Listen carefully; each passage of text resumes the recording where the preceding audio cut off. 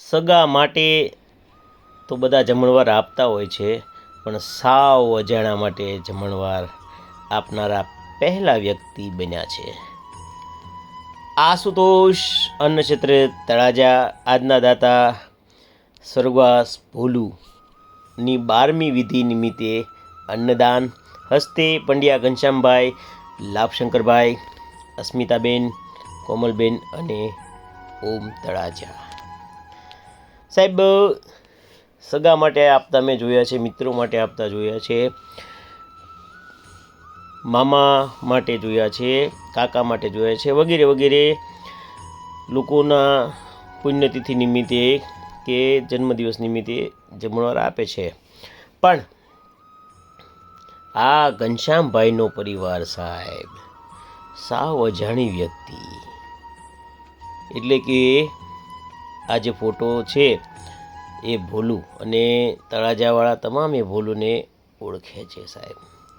એ ભોલુ માટે એની 12માની વિધિ નિમિત્તે જમણવાર આપ્યું છે સાહેબ. ટૂંકમાં નિસ્વાર્થ ભાવે કામ કર્યું છે. અને એક વસ્તુ કહી દઉં સાહેબ, નિસ્વાર્થ ભાવે કામ કરો ને, નિસ્વાર્થ ભાવે, એ સીધું ઉપર પગે હો સાહેબ. અને મોટા માણસ ગુજરી ગયા હોય અથવા એના દીકરા ગુજરી ગયા હોય તો મેં જમણવાર આપતા જોયા છે, કેમ કે એ ભાઈશ્રી મોટા માણસને સારું લગાડવા માટે આપે છે.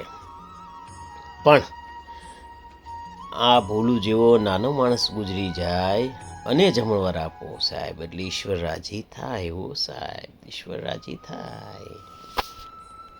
પણ આ વિષય બહુ અઘરો છે, બહુ અઘરો વિષય છે સાહેબ. આ બધાને ન સમજાય, બધાને સમજાય જ નહીં સાહેબ.